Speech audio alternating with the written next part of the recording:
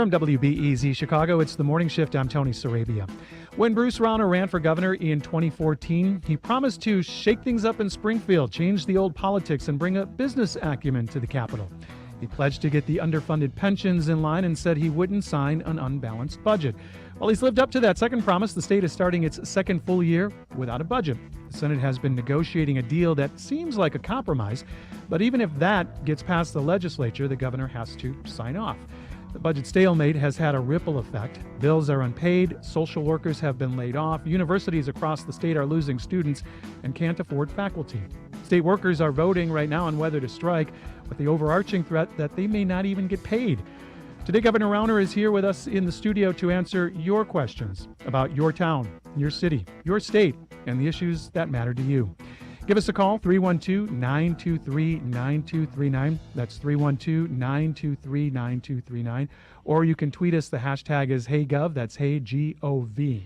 Governor Bruce Rauner, welcome to WBEZ. Tony, great to be here with you this morning. Thanks. We've already had callers, getting ready. We've had people leaving messages on Facebook. Great. I want to start with a question that we ask ourselves each year. Next week, you give your third budget address. Mm-hmm.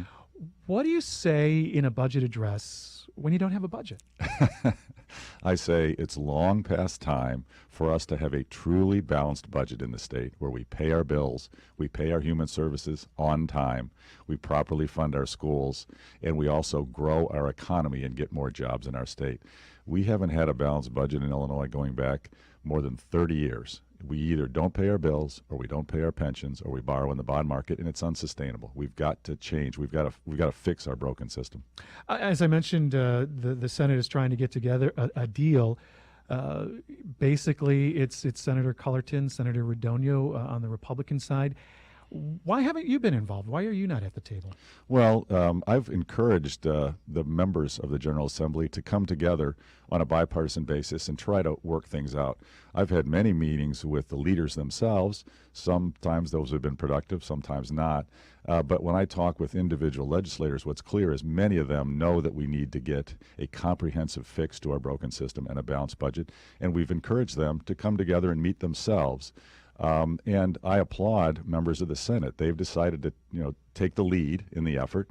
I applaud President Cullerton and Leader Radonio and their rank and file members. They are working, they're negotiating every day, trying to get a balanced budget with structural changes so we can grow more jobs, we can properly fund our schools, we can truly pay our pensions. They're working hard, and they're dealing with the right issues. They're also trying to deal with term limits, which I think is important to change the culture in our political system, and I applaud them for that. I also do applaud House Democrats. For the first time ever, their leadership has said we need tax reform in Illinois to make businesses more competitive and attractive to grow more jobs. I agree with them. That's a great statement, and I hope we can work together to get that done. They also passed a property tax freeze. Major accomplishment. It's the step in the right direction because we've got the highest property taxes in America, and we've got to begin to work those down. But already there are those who are coming out against what is being referred to as the grand bargain on both sides. Yeah, that's a good sign, actually. but as the governor, if you take those who are opposed to this plan, I believe either the Illinois Chamber of Commerce is against it, or business leaders. As a governor, shouldn't it be part of your job to reach out to those folks and convince them, if in fact you agree with this grand bargain, that look, everybody's got to feel the pain here, you need to get on board as well? I mean, again, it's getting more involved in the process. Well, the process is fluid. There's negotiations going on. There are no final agreements. Nothing is baked yet. And I think for me, or frankly for any other leader to step in and weigh in with opinions one way or another, I think is premature. I don't think that would be helpful.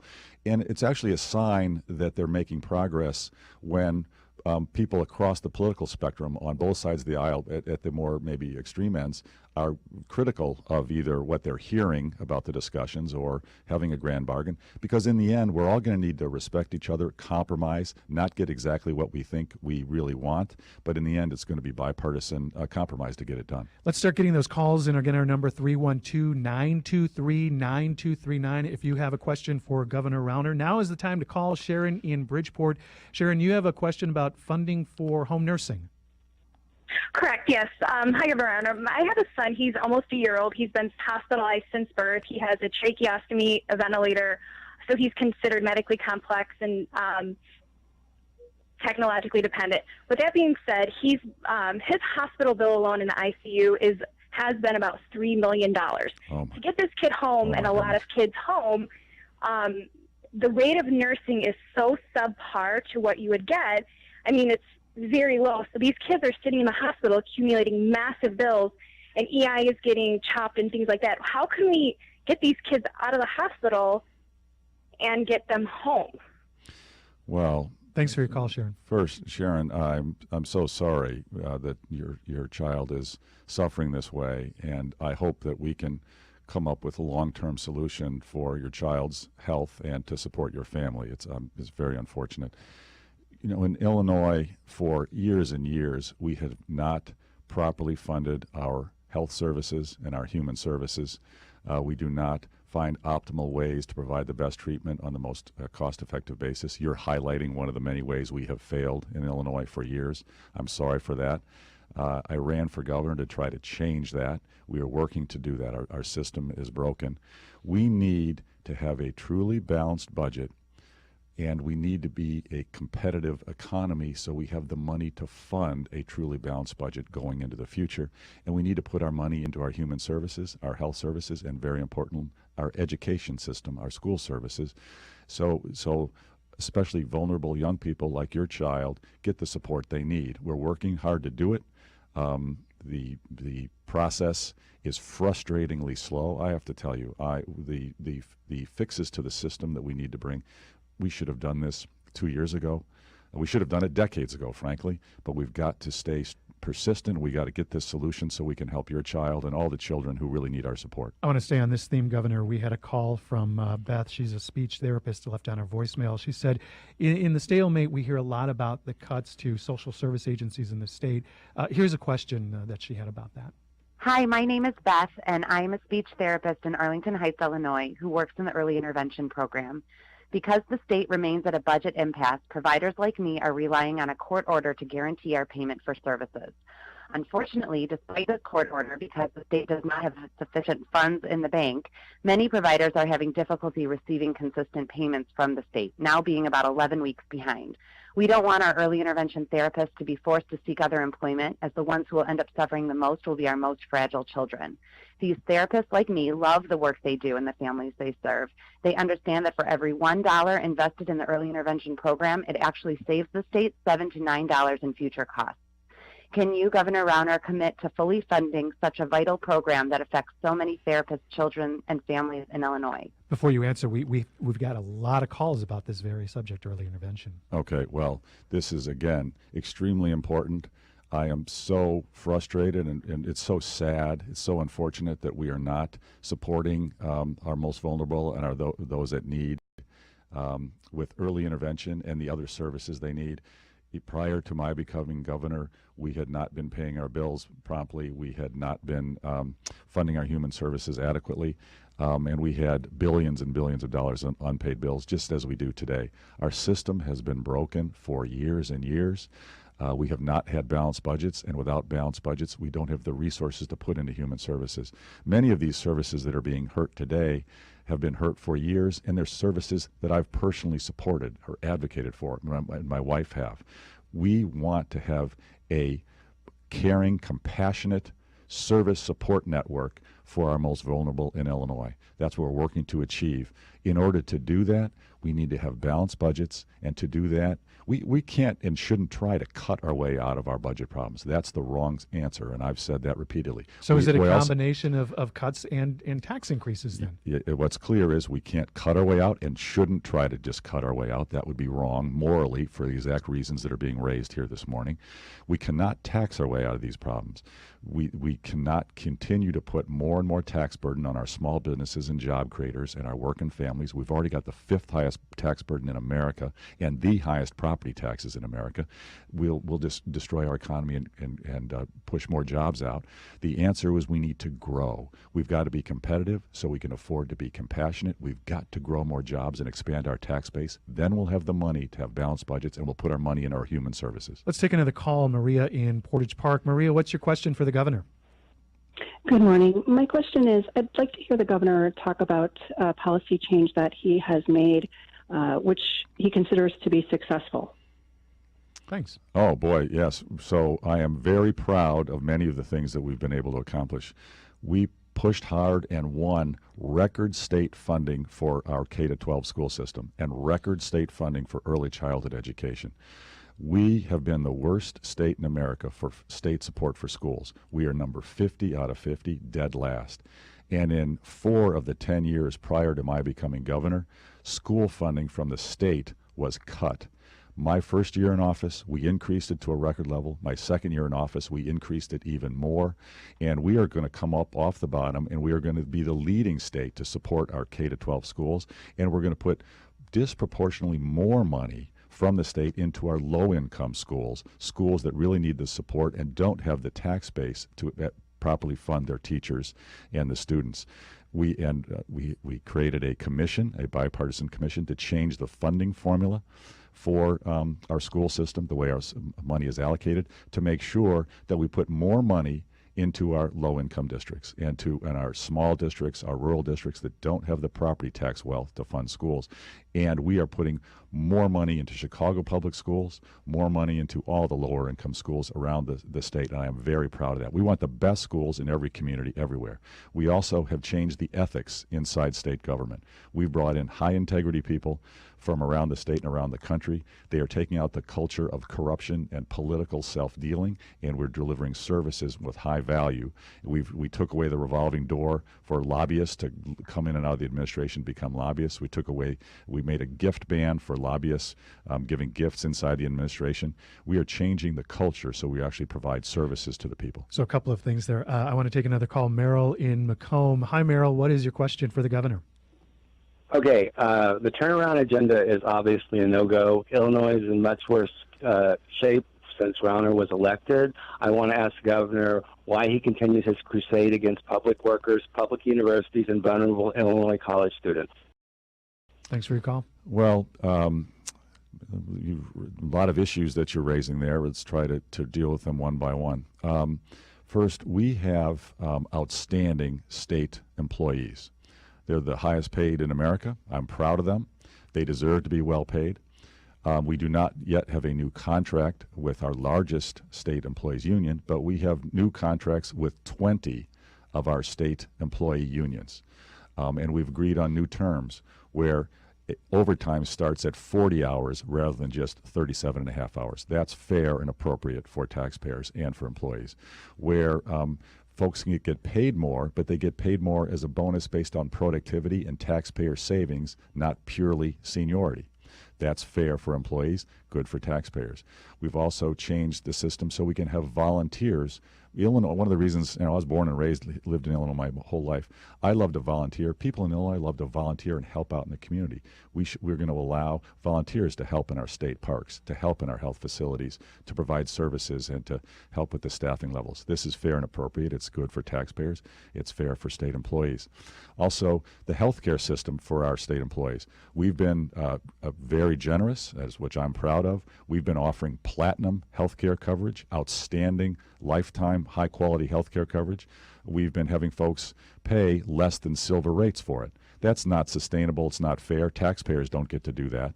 And frankly, healthcare premiums for taxpayer families have gone through the roof the last 10 years, 20 years, but for state employees, it's been hardly increased at all. And all we've said is, if you'd like to keep platinum coverage, you need to chip in a bit more. If you'd like to not have to pay any more for healthcare, you can keep the same cost, but you need to get more like silver coverage, not platinum. One of the things that Merrill asked about was your turnaround agenda.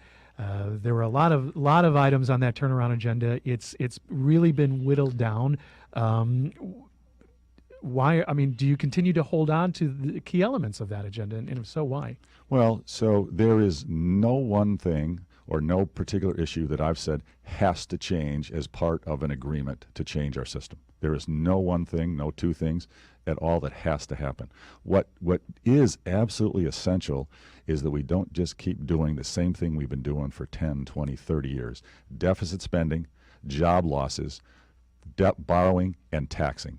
Deficit spending, job losses, borrowing, and taxing. Unsustainable, unaffordable. We've got to change the system. And all I've asked is, please, General Assembly, if you don't like my recommendations, that's fine. Reasonable people can reasonably disagree. But what are your recommendations to change the system? The system is broken. It's not working.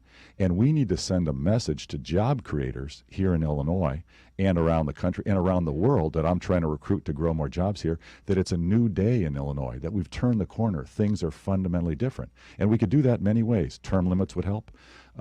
Fair maps, redistricting reform would help. Property tax freeze would help. Shrinking the bureaucracy and unfunded mandates would help. There are many ways. And I've said, if you don't like my recommendations, I'll do yours. But let's not just keep doing the same thing. And one of the things that you've talked about when it comes to bringing jobs to the state, you've talked about right to work. That's been something that you've pushed even on a local level. How would that help Illinois? That a lot of people wonder. Here's the question that we got a voicemail from Ann talking about right to work.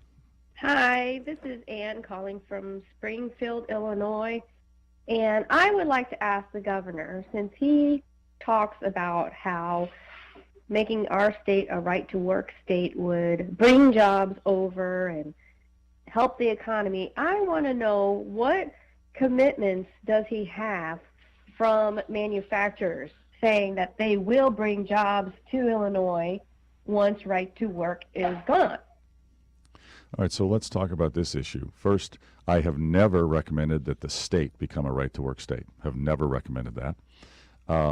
All the states around us have now gone right-to-work. I've never recommended it here. I have proposed one idea, which I've since taken off the table. It's not part of our current negotiations. I've said maybe we should let some local counties or cities decide that issue for themselves. And here's the reason why.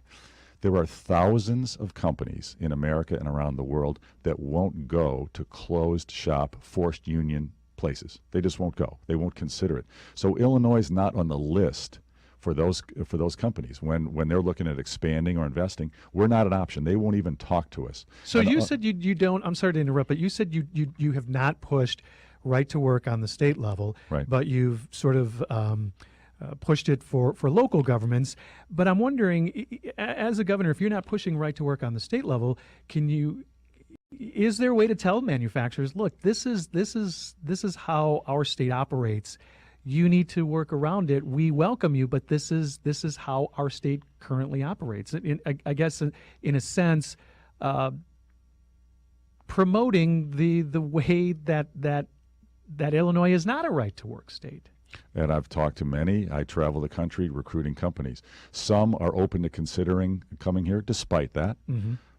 Thousands are not. It's just the fact of it. And at this point, I'm not pushing that. That's not part of what we're advocating. That's not part of whatever grand bargain is being negotiated. I've said that's something to be considered, but it's not on the table. Rockford and Lincolnshire and Iroquois County have all voted to be able to have some local control. I believe in getting power to local communities to run their communities as they see fit, whether it's their schools, whether it's their property taxes, whether it's their costs of government, whether it's their regulations. I think the more local control there is and fewer mandates from Springfield, it allows more freedom, more competitive ideas, and I think we'll have a stronger economy. And the critical thing is we've got to get more jobs in Illinois. And when you look, people say, well, we don't want to compete with other states because that could be a race to the bottom. They've got less regulations. They don't protect employees enough. Well, we can't protect employees if we don't have employers. We need to get more employers in Illinois. Fact is, Texas factory workers make more than factory workers in Illinois. And that's without adjusting for cost of living. If you adjust the cost of living, they make way more. And factory workers in Indiana and Wisconsin, adjusted for cost of living, make more than factory workers here. We've got to be competitive so employers will come, and we'll get higher wages when more employers come and compete to hire workers.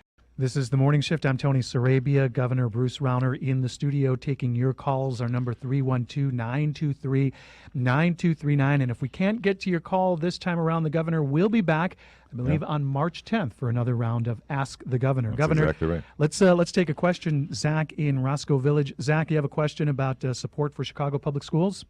Yeah, hey, Governor. I serve on my neighborhood's LSC as a community representative, and despite your protestations that you've increased CPS funding, just this Wednesday we had a 2-hour meeting trying to figure out how we're going to deal with the cut that came down due to your veto to the CPS pension bill. You also strongly and publicly have supported the totally unqualified Betsy DeVos for Education Secretary. So with the continued cuts to CPS and your support for an anti-public school education secretary, how can you actually prove to CPS parents that you'll be their champion in the next 2 years? Great. So let's talk about education. That's the single most important thing we do together as a community, is educating our young people. I am a passionate supporter of public education, and I have been my entire life.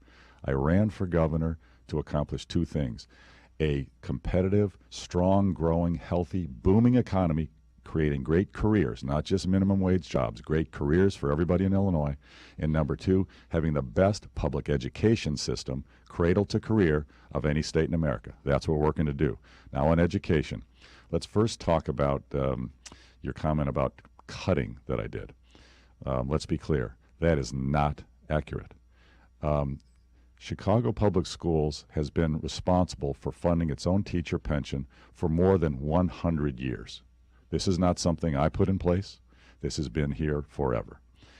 As a quid pro quo for the fact that Chicago is the only school district in the state that funds its own teacher pension contribution, Chicago Public Schools has been receiving a block grant of $250 million for years and years and years that no other school district in Illinois gets.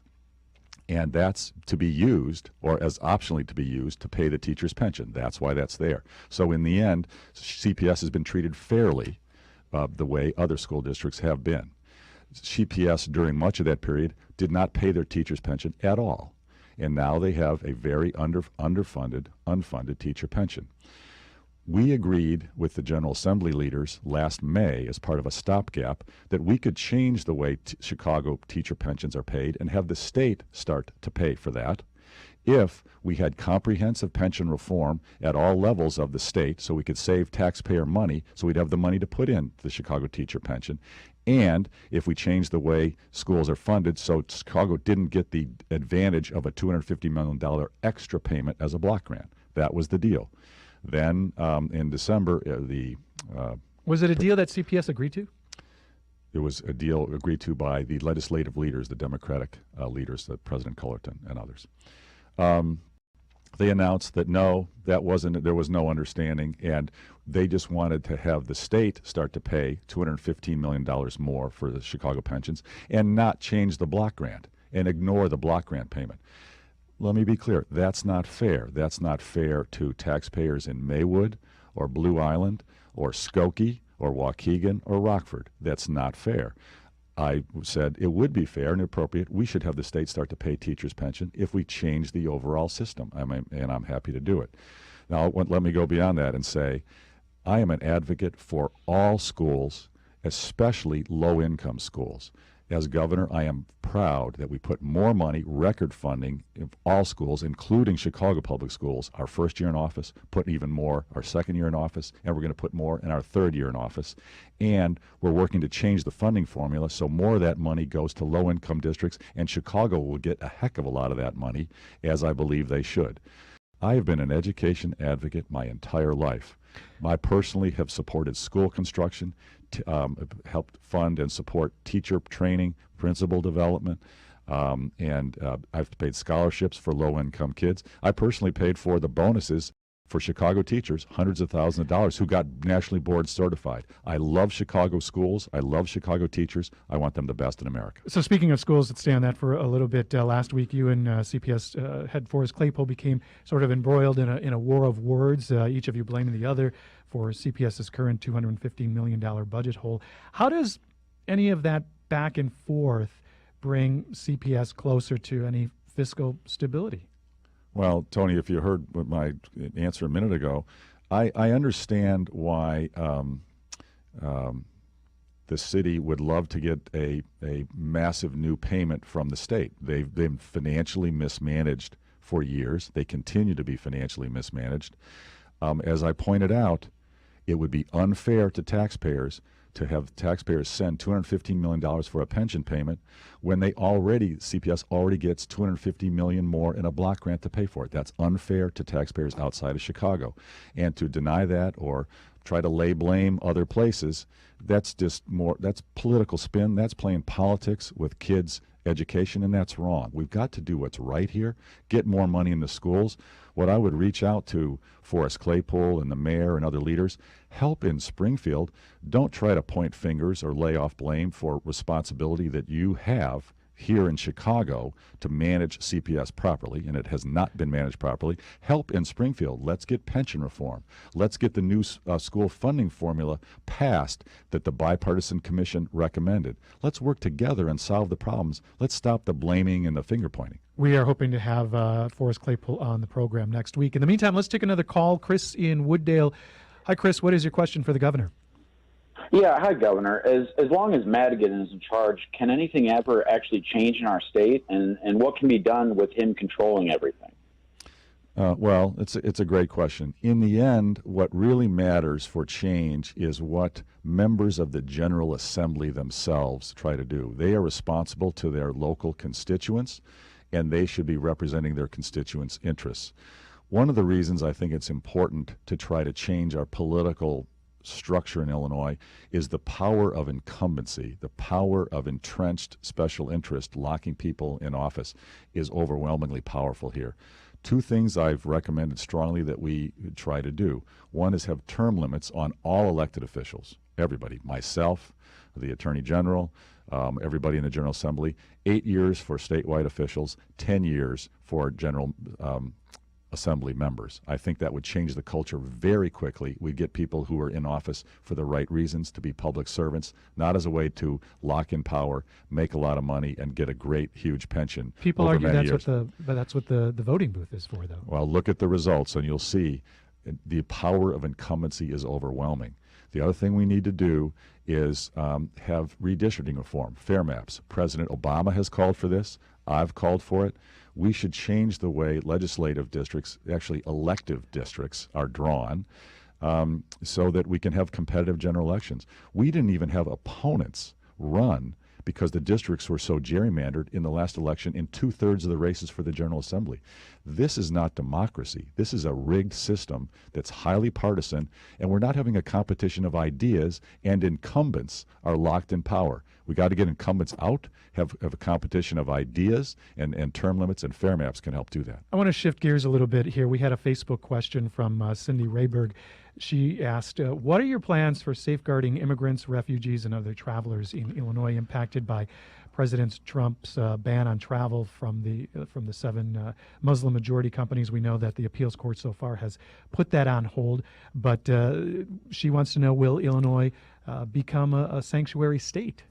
Well, immigration, critically important. It is the foundation of America. We are all immigrants to America, every one of us.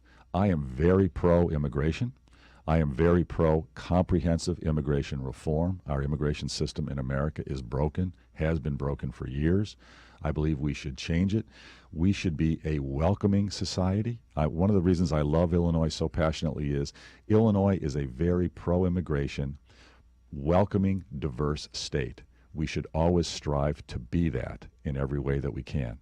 I hope, and I'm encouraging members of Congress to take up comprehensive immigration reform. We should think about this not on a piecemeal basis, not on small little ways. Let's comprehensively change our immigration system so we're welcoming to immigrants and refugees. America is the home to the downtrodden around the world, the vulnerable around the world. We should be welcoming to refugees, and we should be welcoming to immigrants, and we need to change our system comprehensively, not in one-off pieces. What do you think of the way that President Trump has been approaching this issue so far? Well, I came out, I was clear in my statement. I think the presidential order was overly broad. I believe it was rash. I do not support immigration restrictions based upon religion. The one thing I did, and I will stand by it, I said when ISIS announced that they were working to put terrorists inside the flow of refugees coming from Syria, I said, gosh, let's talk about this for a second. Let's put a short pause on Syrian refugees, and let's together with our state terrorism task force and the federal government work together to understand exactly our vetting process for Syrian refugees to try to make sure that we do as best we can to keep the people of Illinois safe and deal with this ISIS stated threat to insert terrorists in that flow. I want to bring it back to the state of the state, the state of the finances here as you get ready to deliver your budget address next Wednesday. And this centers on sort of on the call we had about Speaker Madigan, but also a lot of comments that people make about your relationship with Speaker Madigan. And a caller wanted to know, would it be a good idea to have a mediator come in to work with you two guys to get something accomplished here in terms of a budget? Well, the Speaker and I have a cordial relationship, and we've known each other well for 7-8 years now. I actually have brought in folks to sit with the Speaker and I over the last 2 years. I've brought in actually good friends of his who are business leaders, community leaders, who are also good friends of mine, and had them sit, the three of us, have coffee, have lunch, and very talented, passionate leaders in the state. I've tried about, 4 different, very influential, very thoughtful, very talented, very intelligent folks who know the Speaker well, who know me well, who know the circumstance in Illinois. And have you been really pushing this? I mean, do you think it's because you're the head of state, you're the governor, do you think it should be more on your back to really push this idea? Hey, we need to sit down, you and I, we need to talk and get things. As I just said, we have met, I don't even know, countless times, and I've brought in folks. Sometimes it's been the Speaker, just Speaker and me. So sometimes you take the lead on this, you think? 100%. I've been doing it for 2 years. And I've done it one-on-one with the Speaker. I've done it with the 4 caucus leaders, and I've done it with the Speaker and me and a third person who's respected and the Speaker fondly regards and regards as a leader and has a lot of respect for, and had them come and sit and listen to us and coach and give feedback. I've done this many times. We should say we did invite Speaker Madigan, and he didn't get back to us. Before I let you go, just very quickly, I know this is probably going to open up a can of worms, but I need to ask you before you leave. As you know, Attorney General Lisa Madigan filed court papers telling a judge that state employees should not get paid until there is a budget. Just say the judge agrees. What happens? Well, so I hope that the Attorney General did not time this lawsuit to stop state worker pay because the Senate is on the verge of a grand compromise. I hope that's not why she's doing it. I hope it's not to force a crisis, to force a stopgap and a tax hike without any changes. That would be unfortunate. If this was the right thing to do by the Attorney General, she could have filed this lawsuit 18 months ago or at any time since. She's timed it right after the Senate was announcing that they're working on this compromise. A couple of things. State employees work hard every day. They do a great job. They're showing up. They're getting things done. They deserve to be paid no matter what. The General Assembly passed a bill to give themselves their pay in a continuing appropriation, even if there was no budget. The General Assembly did it for themselves. They haven't, and they won't so far, do it for state workers. This is wrong, it's unfair, and I have fought, and former Comptroller Munger fought to make sure state employees get paid no matter what. They deserve it. They're doing their jobs. I also have argued strongly, as did former Comptroller Munger, that the General Assembly itself, they gave themselves a continuing appropriation when they shouldn't have, but when they're not doing their jobs and not passing a balanced budget, and they haven't passed a balanced budget as required by the Constitution for years and years, their pay should not be at the top. Their pay should not be ahead of human services, ahead of school children. They should be at the bottom of the pile. Comptroller Munger fought to make that happen. The General Assembly members sued the comptroller right on her last day in office, and now Comptroller Mendoza, it's not so clear she's going to defend that lawsuit. And let me be clear, the members of the General Assembly should not be taking their paychecks first when we don't have a balanced budget and our human services are suffering. So just again, very quickly, if the judge agrees with Attorney General Madigan, what's your recourse? What happens if in fact state workers don't get paid? Are we looking at government shutting down. Well, here's the key point. If Attorney General Madigan is successful in trying to get that court order away, forcing state employees to continue to be paid, I hope she's not successful, because I've argued on the other side. But if she is successful, all that means is then Comptroller Mendoza has the authority to decide whether to pay them or not. Doesn't mean she can't. She means she can decide she's not forced to. I hope Comptroller Mendoza decides to continue to pay our state workers. Governor Bruce Rauner, lots of work for everyone. You legislators will be airing the budget address live on Wednesday, and you'll be back in March. In the meantime, thank you so much for coming. Tony, thanks. Thank It's been you great. for calling. We'll let you know the exact date in March to call again and ask the governor here on the morning shift. We're going to take a break. We'll be right back. Thanks so much. Thank you.